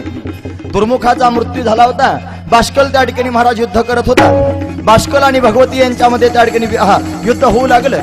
दोघे जण एकमेकावर गदा प्रहार करू लागले. भगवती जगदंबेनं त्या ठिकाणी महाराज एका गदेच्या प्रहारानं त्या ठिकाणी महाराज त्याची गदा उडून लावलेली आहे. यानं आपल्या हातामध्ये धनुष्य घेतलेला आहे. धनुष्याला त्या ठिकाणी बाण लावून जगदंबेच्या अंगावर त्या ठिकाणी बाण सोडतोय. एका एका बाणातून 5-5 बाण त्या ठिकाणी बाहेर येऊ लागले. जगदंबेला त्या ठिकाणी महाराज बाणानं अशा पद्धतीने तो लुप्त करण्याचा प्रयत्न करतोय. जगदंबेनं त्या ठिकाणी अर्धचंद्र नावाचा एक बाण आपल्या हातात घेतला आणि धनुष्याला त्या ठिकाणी लावला. तो बाण त्या ठिकाणी महाराज दुरूनच सोडल्याबरोबर त्या ठिकाणी महाराज अर्धचंद्राकार असणाऱ्या त्या बाणानं या बाष्कलाचं मस्तक घेऊनच त्या ठिकाणी बाण निघून गेला. महाराज एका बाणानं त्या ठिकाणी बाष्कलाचं मस्तक उडवलं जगदंबेनं. देवतांमध्ये हाहाकार झाला. सर्व देवदेवता घाबरल्या. काय करावं काही कळेना. घाबरून त्या ठिकाणी महिषासुराच्या जवळ त्या ठिकाणी धावत धावत गेलेले आहेत. स्वतःचे प्राण वाचून त्या ठिकाणी गेलेल्या देवता महिषासुराच्या समोर थरथर थरथर थरथर कापू लागल्या. दुर्मुख आणि बाष्कल नावाचे 2 दैत्य त्या ठिकाणी मारले गेले. आता काय करावं काही कळेना. महिषासुराला त्या ठिकाणी थोडीशी भनक लागली. दुर्मुख तर मोठा भयंकर आहे आणि बाष्कलही मोठा भयंकर आहे. हे दोघेही त्या ठिकाणी भयंकर असणारे दैत्य आहेत. पण हे दैत्य त्या ठिकाणी जगदंबेच्या हाताने मारले गेले. याचा अर्थ निश्चित ती जगदंबा काहीतरी प्रभावशाली असावी. महिषासुर विचारच करू लागला. आता काय करावं. त्याच्या सेनेचा सेनापती होता महाराज. त्याचं नाव आहे चिक्षुर. हा चिक्षुर त्या ठिकाणी महान भयंकर असणारा दैत्य आहे. या चिक्षुराला सांगितलं, चिक्षुरा आपली सगळी सेना घेऊन त्या ठिकाणी तू भगवती बरोबर युद्ध करण्याकरिता जा. हा चिक्षुर त्या ठिकाणी निघाला. या दैत्यांची नावं लक्षात ठेवत जा बरं. पहिला होता विरूपाक्ष, नंतर दुर्धर नावाचा दैत्य होता, नंतर दुर्मुख होता, बाष्कल आता त्या ठिकाणी मारला. आता चिक्षुर निघालेला आहे. चिक्षुर आता मलाही प्रश्न पडला होता एवढे दैत्य कधी मारले जातील. आपण आता ते एक एक एक एक येऊ लागले महाराज. आता सगळे मरतील, एकही राहणार नाही. कारण तिचा स्वभावच आहे महाराज. दैत्य म्हणजे त्या ठिकाणी दुष्ट प्रवृत्ती. या दुष्ट प्रवृत्तीला घालवणं हा तिचा स्वभाव आहे. तिने त्या ठिकाणी घालवायला सुरुवात केली महाराज. चिक्षुर त्या ठिकाणी समोर आलेला आहे. त्यानं ताम्राला बरोबर नेलेला. आता या ताम्राचा नाईलाज झाला. तो बराच वेळेला पळून आला होता तिला पाहून. पण आता तो त्या ठिकाणी महाराज युद्ध करण्याकरिता जाऊ लागला. भगवतीने हातामध्ये त्या ठिकाणी खड्ग घेतलेला आहे, तलवार घेतलेला आहे. हा त्या ठिकाणी चिक्षुर आणि ताम्र दैत्य भगवती बरोबर युद्ध करू लागले. दोघेही त्या ठिकाणी महाराज युद्धामध्ये अशा पद्धतीने भयंकर आपली शक्ती दाखवू लागले. भगवती जगदंबा एकटीच दोघांबरोबर युद्ध करते आहे. हजारो सैनिक त्या ठिकाणी दैत्य समोर आहेत. सर्व मिळून त्या ठिकाणी एकट्या जगदंबेवर त्या ठिकाणी प्रहार करतायत. जगदंबा अशी आहे महाराज. लाखो करोडो असणारे त्या ठिकाणी दैत्य तिच्यावर आक्रमण करत होते. पण या सर्वांबरोबर एकटीच लढत होते. तिचं तेवढं सामर्थ्य आहे महाराज. कारण ती आई आहे ना. आई अशी असते ना महाराज की जी त्या ठिकाणी आक्रमण करते आपल्या बाळाकरिता. ती उग्र रूप धारण करते आपल्या बाळाकरिता. तिचं ते सामर्थ्य आहे. आता एक रान पशु गावात फिरत असतो ना महाराज. त्याचं नाव रात्रीच्या वेळेला घेऊ नये. तो गटारामध्ये तोंड घालून फिरतो ना महाराज. एक पशु आहे. तो पशु रानात राहतो. त्या ठिकाणी त्याला रान पशु म्हणतात. त्याच्या मादीला जर त्या ठिकाणी पिलं झाले ना 10-12 पिलं त्या ठिकाणी तिला एकाच वेळेला होतात महाराज. असे पिलं त्या ठिकाणी सगळी पिलावळ बरोबर घेऊन त्या ठिकाणी जंगलात चालू लागते. ती जर आपल्या पिलांना घेऊन चालू लागली, समोरून जर वाघ आला ना महाराज, तर वाघानं तिला मारणं फार काही कठीण नसतं. वाघ तिला सहज मारू शकतो. पण आपल्या पिलांचं संरक्षण करण्याकरिता ती मादी, ती आई, त्याचा स्वभाव आहे त्या प्राण्याचा मागं सरकायचं ना आक्रमण करायचं. ती मागं पळत पळत जाते आणि एवढी जोरात त्या ठिकाणी पळते ती वाघावर आक्रमण करते महाराज. तिला शिंग नसतात, तिला दात नसतात हा वाघाला चावण्याकरिता. पण पिलांकरिता त्या ठिकाणी वाघावरही आक्रमण करून जाते. तशी आई आहे ना महाराज. काळाला सुद्धा त्या ठिकाणी प्रतिकार करते. तशी ही जगदंबा सगळ्या जगाची आई आहे. तिला जगत जननी म्हटलं जातं. ही जगत जननी त्या ठिकाणी त्रैलोक्याला सुखी करण्याकरिता आणि एवढ्या दैत्यांबरोबर एकटीच लढते आहे महाराज रणांगणामध्ये. तो म्हणत होता ताम्र तिला, तू एकटीच आहेस, तू आबला आहेस, तुला त्या ठिकाणी महिषासुराबरोबर युद्ध करता येणार नाही. पण हजारो दैत्यांबरोबर एकटीच त्या ठिकाणी लढते आहे महाराज. चिक्षुर दैत्य त्या ठिकाणी भयंकर आहे. तो युद्ध देवी बरोबर करू लागला. पुढे सरसावला. भगवतीवर बाणांचा प्रहार करू लागला. बाणामागून बाण चालू लागला. भगवतीनं त्या ठिकाणी त्याला समोरून येताना पाहिलं आणि एकाच वेळेला त्या ठिकाणी 5 बाण तिने सोडलेले आहेत. या 5 बाणांच्या प्रभावानं त्या ठिकाणी महाराज हा जो चिक्षुर आहे याचा हात, पाय आणि मस्तक त्या ठिकाणी वेगळे झाले. 5 बाण सोडलेले आहेत. 2 बाणांनी 2 हात, 2 बाणांनी 2 पाय आणि एका बाणात त्या ठिकाणी त्याचं मस्तक उडून पडलं. चिक्षुर नावाचा दैत्य जगदंबेनं त्या ठिकाणी मारला. चिक्षुर मारल्यानंतर त्या ठिकाणी हा ताम्र नावाचा दैत्य त्याच्या बरोबर गेला होता. हा समोर आला. ताम्रदेवी बरोबर युद्ध करू लागला. तो घाबरलाच होता. भगवतीने हातामध्ये खडगा घेतलेला आहे आणि एका खडगाच्या प्रहारातच त्या ठिकाणी महाराज ताम्राचं मस्तक उडवलेलं आहे. या दोघांना मारून टाकल्यानंतर महिषासुराला अजून चिंता पडली. या महिषासुरानं अजून 2 दैत्य पाठवले. यांचं नाव आहे आसिलोमा आणि विडालाक्ष. आसिलोमा आणि विडालाक्ष या 2 दैत्यांना त्या ठिकाणी पाठवलं महाराज. हे दोनही दैत्य त्या ठिकाणी भगवतीला मारण्याकरिता निघाले. पण या दोघांनी भगवती बरोबर युद्ध करून स्वतःचे प्राण गमावले महाराज. त्यांना ती आधीच सांगत होती, पाताळ लोकात जा, नाहीतर त्या ठिकाणी माझ्याशी युद्ध करा, मरावं लागेल. मग त्याने मरण स्वीकारलं म्हणून भगवतीच्या हाताने त्यांना मृत्यू प्राप्त झाला. जगदंबेनं त्या ठिकाणी महाराज महिषासुराच्या सेनेला मारायला सुरुवात केली. हे पाहून त्या ठिकाणी ऋषी, गंधर्व, वेताळ, सिद्ध, चाणर, देव हे सर्वजण त्या ठिकाणी भगवती जगदंबेचा जय जयकार करू लागले. अंबा माता की जय, अंबा माता की जय. भगवती जगदंबेचा जय जयकार त्रैलोक्यामध्ये त्या ठिकाणी पसरू लागला. देवदेवता जय जयकार करतायत. असा आहे देवीचा जय जयकार होऊ लागला आणि महिषासुराला वाईट वाटू लागलं. महाराज आता काय करू? मग त्यानं त्या ठिकाणी महाराज विचार केला, आता आपण स्वतःच युद्ध करायला गेलं पाहिजे. एवढे मारून टाकले ना महाराज दैत्य. या सर्वांना त्या ठिकाणी भगवती मारते आहे म्हणून यानं दारुक नावाचा आपला त्या ठिकाणी रथ चालवणारा सारथी त्याला सांगितलं रथ घेऊन ये. त्यानं रथ समोरून आणलेला आहे. या महिषासुराने 1000 हात धारण केलेले आहेत महाराज. आणि त्यानं त्या ठिकाणी महाराज 1000 गाढव रथाला जुंपलेले आहेत. गाढव आणले, गाढव, आणि ते गाढव रथाला जुंपले. आणि गाढवांना त्या ठिकाणी रथाला जुंपून रथात बसून भगवती बरोबर युद्ध करण्याकरिता त्या ठिकाणी निघाला. यानं माणसाचं रूप धारण केलं होतं, मनुष्य रूप धारण केलं आणि भगवतीच्या समोर युद्ध करण्याकरिता जाऊ लागला. रथात बसून देवीला कळालं महिषासुर आता स्वतः युद्ध करण्याकरिता येतो आहे. त्याला आलेलं पाहून त्या ठिकाणी भगवतीनं आपल्या हातामध्ये असणारा शंख वाजवायला सुरुवात केली. शंखाचा आवाज त्या ठिकाणी भयंकर होऊ लागला. शंख ध्वनीनं त्या ठिकाणी सगळ्या दिशा त्या ठिकाणी हादरू लागल्या, थरथर थरथर त्या ठिकाणी कापू लागल्या. बलाढ्य असणारी त्या ठिकाणी भगवती, ही भगवती महिषासुराला जणू त्या ठिकाणी ललकारते आहे असा तिचा भाव त्या शंखातून प्रगट होतोय. भगवतीचा पराक्रम पाहण्याकरिता सर्व बलाढ्य असणाऱ्या देवदेवता समोर येऊ लागल्या. ब्रह्मा, विष्णू, शंकर, इंद्र या सर्व देवता त्या ठिकाणी महाराज प्रत्यक्ष समोर येऊ लागल्या. जगदंबा एकटीच त्या ठिकाणी महाबली आणि या महिषासुराबरोबर त्या ठिकाणी युद्ध करणार आहे. म्हणून त्या ठिकाणी जगदंबेचं प्रोत्साहन त्या ठिकाणी प्रोत्साहन देण्याकरिता, तिची शक्ती त्या ठिकाणी वाढण्याकरिता तिचं स्तवन या देवदेवता त्या ठिकाणी ब्रह्मा, विष्णू, महेश आणि इंद्र त्या ठिकाणी करू लागले. आई जगदंबे, महिषासुराचा स्वतः युद्ध करण्याकरिता आलेला आहे. तू त्याला मारावंस अशी त्या ठिकाणी आमची इच्छा आहे. म्हणून तिला त्या ठिकाणी विनवणी देवदेवता करू लागल्या. आई कृपा करी माझ्यावरी, धावू नये लवकरी. हे संकटधारी कृपा करी, धावू नये लवकरी. देवदेवतांचं स्तवन ऐकून त्या ठिकाणी अंबा अमृतोन्माद पावली असा शब्द आहे महाराज दुर्गा सप्तशतीमध्ये. ती त्या ठिकाणी महाराज प्रसन्न मुख असणारी भगवती देवदेवतांना त्या ठिकाणी अभय देऊ लागली. काही काळजी करू नका, मी आता त्याला मारते. महिषासूर समोर आला, येऊन भगवतीकडे पाहू लागला आणि पाहिल्यानंतर त्यालाही कळालं ही खरोखर त्या ठिकाणी जगत जननी आहे. आपला मृत्यू त्या ठिकाणी ब्रह्मदेवाच्या शापानुसार आणि श्रीच्या हाताने होणार आहे. हिनं आपल्या सर्वचे सर्व दैत्यांना आतापर्यंत त्या ठिकाणी मारून टाकलेलं आहे. असा त्या ठिकाणी विचार करून तो भगवती बरोबर आधी सुसंवाद साधू लागला. जो रथात बसून आला होता, मनुष्य वेशात आला होता, 1000 गाढवांचा रथ करून त्या ठिकाणी आला होता महाराज. आणि तो त्या ठिकाणी महिषासूर आणि भगवती जगदंबे बरोबर त्या ठिकाणी बोलू लागला. अंबे, तू अशी त्या ठिकाणी अभिमानी होऊ नकोस, गर्वांध होऊ नकोस. ऐक, तुझं काय म्हणणं असेल ते सगळं म्हणणं मी मान्य करतो. ब्रह्मा, विष्णू, रुद्र, इंद्र, सर्व देवता, स्वर्गलोक, मृत्यूलोक आणि पाताळलोक या सर्वांवर मी त्या ठिकाणी विजय प्राप्त करून घेतलेला आहे. तू जर मला म्हणत असेल इंद्राला स्वर्ग देऊन टाक, लगेच देऊन टाकतो. मानवांना निर्भय करून टाक, निर्भय करून टाकतो. पाताळात निघून जा, मी पाताळात निघून जातो. या ब्रह्मा, विष्णू, महेश, इंद्र यांना त्या ठिकाणी मुक्त करून टाक, मी मुक्त करून टाकतो.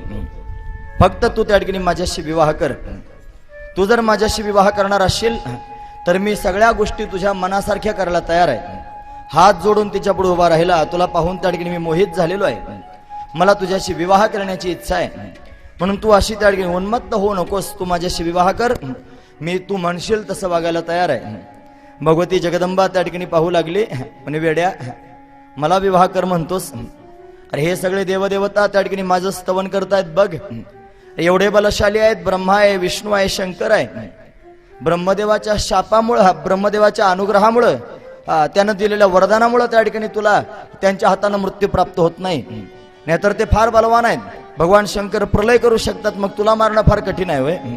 पण त्या तुला वरदान असं असल्या कारणाने ते तुला मारू शकत नाही. तर हे फार प्रभावी असणारे देव आहेत. एवढ्या बलशाली देवतांना सुद्धा त्या ठिकाणी मी पती म्हणून स्वीकारायला तयार नाही. संपूर्ण सृष्टीचं सृजन करणारा ब्रह्मा तोही मला पतिरूपानं नको आहे.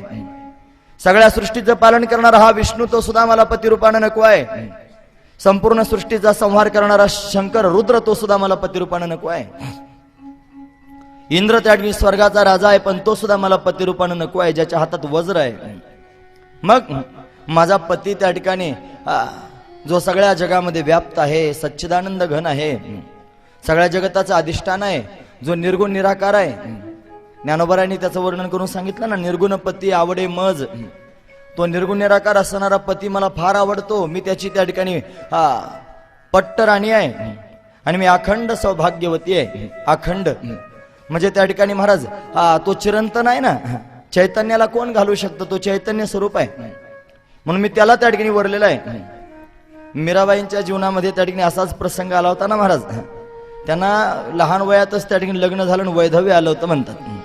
मग लोक त्या ठिकाणी काही ना काहीतरी बोलत होते, पण त्या म्हणायच्या नाही, श्यामसुंदर माझा पती आहे आणि मला त्या ठिकाणी वैधव्य आलंच नाही. म्हणे का बरं, मी त्यालाच आधी वरलंय म्हणे, तोच माझा पती आहे.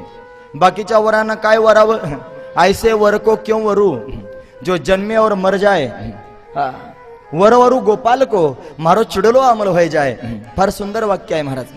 ऐसे वर को क्यों वरू, असा पती मी का प्राप्त करून घेऊ जो जन्माला येतो आणि मरतो.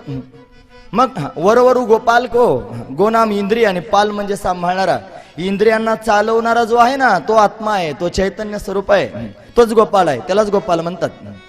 वरवरू गोपाल को, तो जर पती रूपानं मी स्वीकारला तर काय होईल, मारो चुडलो अमर होय जाय. चुडलो म्हणजे त्या ठिकाणी चुडा, अमर होऊन जाईल, मी अखंड सौभाग्यवती होईल. म्हणून त्या ठिकाणी आपणही आपल्या समाजामध्ये विवाह होतात की नाही महाराज, पण अखंड सौभाग्य सगळ्यांना प्राप्त होतं असं नाही. कारण त्या ठिकाणी प्रकृती आहे, जन्माला यावं लागतं आणि मरावं लागतं. म्हणून संसारातले पती जन्माला येतात आणि मरतात, पण देवाला जर पती म्हणून स्वीकारलं तर मग मात्र अखंड सौभाग्य प्राप्त होईल. म्हणून ती स्वतः बोलते आहे की मी त्या सच्चिदानंद परमात्म्याची शक्ती, मी त्याची पत्नी आहे, म्हणून तोच माझा पती आहे आणि म्हणून त्या ठिकाणी मी त्याच्याशिवाय कोणाला त्या ठिकाणी वरणार नाही असं त्याला सांगू लागली. म्हणून तू त्या ठिकाणी बऱ्या बोला ना, आता पाताळ लोकात निघून जा, नाही तर तुला मारून टाकीन. तिनं त्याला त्या ठिकाणी धमकी दिली महाराज. एवढं धमकावलं, पण असा त्या ठिकाणी महाराज उन्मत्त होता. त्याला कळालं ही जगत जननी आहे, हिच्या हाताने आपल्याला मृत्यू प्राप्त झाला तर आपला उद्धार होणार आहे. तो त्या ठिकाणी भगवती बरोबर युद्ध करण्याकरिता तयार झाला. भगवती जगदंबा त्याच्याशी युद्ध करण्याकरिता त्या ठिकाणी तयार आहे महाराज. ती सांगू लागली मी स्वतः जड आहे, मी स्वतः जड आहे. भागवतात आलेला प्रसंग आहे हा, वेदांत आहे बरं. कारण प्रकृती जड आहे आणि परमात्मा चेतन आहे. तिने सांगितलं त्या माझ्या पतीच्या चैतन्यानंच मी चैतन्य स्वरूप होते, तो चैतन्य आहे आणि त्याचं चैतन्य घेऊन मी चैतन्य स्वरूप होते आणि संपूर्ण जगताचे जडणघडण करते. म्हणून तो त्या ठिकाणी माझा आधार आहे, त्याची सत्ता घेऊन मी हे सगळं त्या ठिकाणी करते आहे. म्हणून त्याच्या सत्तेनं त्या ठिकाणी मी आता तुला मारून टाकीन, तू चालता हो, असं बोलू लागले. मग तोही त्या ठिकाणी युद्ध करण्याकरिता तयार झाला. महिषासुराला त्या ठिकाणी महाराज अशा पद्धतीने युद्ध करायला जगदंबेनं ललकारल्याबरोबर त्या ठिकाणी त्याचा एक असणारा दूत असणारा दैत्य दुर्धर त्याचं नाव, हा दुर्धर त्या ठिकाणी समोर आला आणि भगवती जगदंबेचं बोलणं ऐकून त्याला भयंकर क्रोध आला. म्हणे माझ्या स्वामीला असं बोलतेस, आता तुला मारून टाकतो म्हटलं. त्यानं हातात धनुष्य घेतलं आणि 5 बाण धनुष्याला लावले. हे बाण सामान्य नव्हते महाराज, विषारी असणारे बाण होते, विषानं त्या ठिकाणी भरलेले बाण. आणि या बाणांना त्या ठिकाणी हातात घेऊन त्या ठिकाणी जगदंबेला मारण्याचा प्रयत्न करतोय. जगदंबा महाबली त्या ठिकाणी स्मित हास्य करू लागली.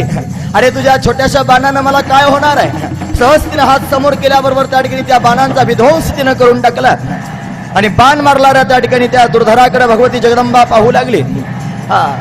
हे बाण त्या ठिकाणी मारल्यामुळे ती दुःखी झाली नाही, पण त्या दुर्धराकडे पाहून त्या ठिकाणी महाराज तिला क्रोध आला आणि त्या क्रोधानं त्या ठिकाणी महाराज तिने त्याच्याकडे पाहिल्याबरोबर एक बाण त्या ठिकाणी मारल्यावर एका बाणात दुर्धर जागेवर जळून भस्म झाला. दुर्धर दैत्य तिनं त्या ठिकाणी जाळून भस्म करून टाकला. दुर्धर डोळ्यासमोर त्या ठिकाणी मरतोय हे पाहून त्या ठिकाणी महाराज अजून एक दैत्य समोर आला. त्याचं नाव आहे त्रिनेत्र नावाचा दैत्य. त्रिनेत्र हा समोरून धावत आला. तो जगदंबेवर आक्रमण करू लागला. हा महिषासुराला वाचवण्याकरिता एवढा प्रयोग सगळ्यांचा चालू आहे. तिच्या हातामध्ये असणारा जो त्रिशूल आहे हा त्रिशूल तिने त्या ठिकाणी महाराज घेतला आणि दुरून येणाऱ्या त्रिनेत्राकडे त्या ठिकाणी फेकला महाराज. त्रिशूळ फेकल्याबरोबर त्या ठिकाणी एका त्रिशूळाच्या प्रहारातच त्या ठिकाणी त्रिनेत्र जमीनदोस्त झाला. त्रिनेत्र मारला जातो नाही कुठे तर अंधक समोरून आला. अंधक नावाचा दैत्य आहे. यानं लोखंडाची गदा आपल्या हातामध्ये घेतली आणि ती गदा घेऊन त्या ठिकाणी महाराज भगवतीच्या सिंहावर प्रहार करू लागला. सिंहाला त्या ठिकाणी मारण्याचा प्रयत्न करू लागला. सिंह पण मोठा भयंकर आहे महाराज. या सिंहानं त्या ठिकाणी आपण पुढे पाहणार आहोत. जो धूम्रलोचन आला होता ना त्याच्या संपूर्ण सेनेला एका सिंहाने एकट्यानंच मारून टाकलं महाराज. एवढा भयंकर आहे सिंह. या सिंहानं त्या ठिकाणी या अंधकावर अशा पद्धतीने आक्रमण केलं. सिंहाचं आणि अंधकाचं युद्ध झालं आणि त्या सिंहानं त्या ठिकाणी अंधकाला चिरून टाकलं महाराज, फाडून टाकला. देवीनं मारायची गरजच पडली नाही. सिंहानंच अंधक मारला. अंधक मारला गेल्याचं पाहून त्या ठिकाणी महिषासुराला क्रोध चढला आणि हा महिषासूर त्या ठिकाणी महाराज आता स्वतः भगवती बरोबर त्या ठिकाणी युद्ध करण्याकरिता समोर येऊ लागला. चिडला. बाणांचा प्रहार भगवतीवर त्या ठिकाणी करू लागला. देवीनं त्या ठिकाणी महाराज महिषासुराबरोबर युद्ध करायला सुरुवात केली. महिषासूर मर्दिनी भगवतीला त्या ठिकाणी म्हटलं जाणार आहे. देवदेवता उत्सुकतेने पाहू लागले. आता सगळे दैत्य त्या ठिकाणी थकलेले आहेत. सर्व दैत्यांना त्या ठिकाणी भगवतीनं मारून टाकलेला. एकटा त्या ठिकाणी महिषासूर समोर त्या ठिकाणी राहिला. हा भगवती बरोबर युद्ध करू लागला. भगवती जगदंबेनं पाहिलं आपल्या अंगावर धावून येतोय. तिनं आपल्या हातामध्ये असणारी गदा घेतलेली आहे. गदेचा प्रहार त्याच्या छातीमध्ये त्या ठिकाणी भगवंतीनं त्या ठिकाणी केलेला आहे. एका गदेच्या प्रहारातच त्या ठिकाणी एवढा भयंकर असणारा दैत्य पण मूर्छित पडला. आता तो त्या ठिकाणी मरणासन अवस्थेत पडलेला आहे. पण एवढ्यात त्या ठिकाणी पुन्हा एकदा त्याला शुद्ध आली आणि शुद्ध होऊन त्या ठिकाणी महाराज सिंहावर आक्रमण करण्याचा प्रयत्न करू लागला. त्या सिंहावर आक्रमण करून सिंहाला घायाळ करण्याचा प्रयत्न करतोय. भगवतीनं त्या ठिकाणी पाहिलं. मनुष्य रूपामध्ये असणारा हा दैत्य त्या ठिकाणी सिंहाला मारतोय, सिंहाबरोबर भांडण करतोय. हे पाहून भगवतीनं त्याच्याबरोबर आक्रमण त्या ठिकाणी करायला सुरुवात केली. या दैत्यानं पाहता पाहता माणसाचं रूप सोडून दिलं आणि सिंहाचं रूप धारण केलं महाराज.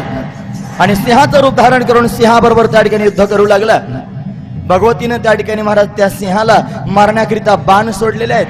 त्या बाणानं तो सिंह व्याकुळ झाला. या बाणावनं त्या ठिकाणी व्याकुळ झालेल्या सिंहाच्या देहातून त्या ठिकाणी महाराज तोच दैत्य महिषासूर हत्तीच्या रूपात प्रत्यक्ष प्रगट होऊ लागला. मोठा मायावी असणारा दैत्य आहे. एक एक शरीर सोडून नवीन नवीन शरीर त्याला धारण करता येतात. सिंहाचं शरीर सोडून दिलं, हत्तीच्या रूपामध्ये त्या ठिकाणी आला. आपल्या सोंडेमध्ये त्या ठिकाणी अनेक पर्वत उचलून भगवतीच्या अंगावर टाकू लागला. जो त्या ठिकाणी भगवतीच्या सर्व गणांना देवगणांना त्रस्त त्या ठिकाणी करू लागला. देवता घाबरल्या. ब्रह्मा विष्णू महेश या सर्वांना भीती वाटू लागली. उन्मत्त असणारा हत्ती सर्वांना रवंदाळू लागला. काय करावं काही कळेना. भगवती जगदंबा त्या ठिकाणी अट्टहास करू लागली. देवीने त्या ठिकाणी महाराज त्याने जेवढे पर्वत सोडले अट्टहास करून त्या ठिकाणी त्या सर्व पर्वतांचं चूर्ण करून टाकावं तिनं हाहाकार करायला सुरुवात केली. हत्ती समोरून त्या ठिकाणी धावत येऊ लागला. भगवती जगदंबेनं आपल्या हातामध्ये खडग घेतलेला आहे. एक खडग त्या ठिकाणी प्रहार केल्याबरोबर भगवतीच्या खडग प्रहारानं हत्तीचा त्या ठिकाणी महाराज सोंड तुटून पडलेले आहे. हत्तीच्या सोंडेला त्या ठिकाणी तोडल्याबरोबर हत्ती त्या ठिकाणी क्षीण होऊ लागला. दैत्यानं त्या ठिकाणी हत्तीचं शरीर सोडून दिलं आणि नवीन शरीर धारण केलं महाराज. पुन्हा दैत्य रेडा झाला. टोणग्याच्या रूपामध्ये त्या ठिकाणी महाराज सर्वत्र विचरण करू लागला. सर्वांना त्रास देऊ लागला. सर्वांना हुंदडे मारू लागला. मदमस्त असणारा हा रेडा सर्वांना त्या ठिकाणी त्रैलोक्याला त्रास देतोय, हुंदडे मारतोय. दुरून पळत येऊन त्या ठिकाणी जगदंबेला धडक मारण्याचा प्रयत्न करतोय. जगदंबा महाबली त्या ठिकाणी भयंकर क्रोधावलेली आहे. त्यानं त्या ठिकाणी महाराज हुंदडा मारण्याचा प्रयत्न करावा. भगवतीनं तो चुकवावा. पुन्हा त्याच्यावर शस्त्राचा प्रहार करावा. भयंकर असणारं युद्ध देवी आणि त्या ठिकाणी महिषासुरामध्ये होऊ लागलं.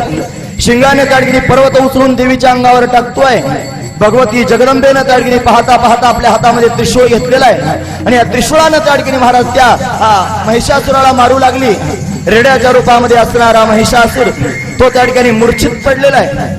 या महिषासुराचं मस्तक त्या ठिकाणी भगवतीनं उडवलेलं आहे महाराज.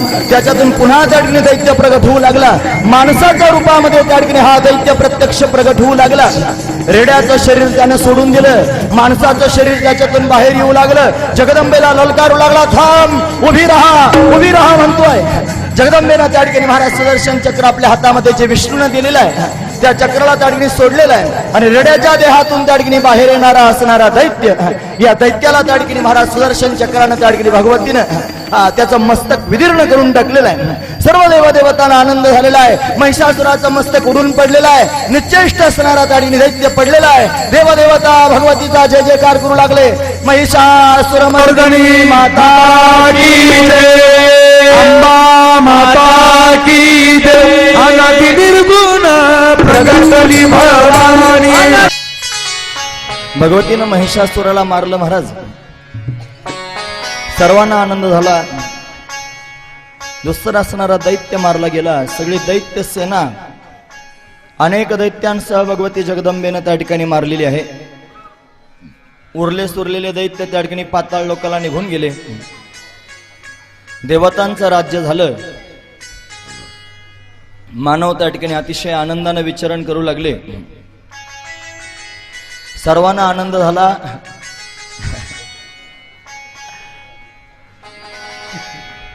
सर्वत्र त्या ठिकाणी महाराज प्रसादाचं वाटप होऊ लागलं म्हणून ती त्या ठिकाणी सगळं काय करते तिच्याच त्या ठिकाणी सामर्थ्याने सगळं अशा पद्धतीनं सुंदर असणारं संपन्न झालं कामरगावातल्या सगळ्याच लोकांनी सुंदर असणारा प्रतिसाद दिला महिला मंडळीचा कार्यक्रम म्हणून मला असं वाटलं की बाकीच्या लोकांनी दुर्लक्ष करायला नको पण त्यांच्यापेक्षा बाकीच्या सगळ्या लोकांचं जास्त सहकार्य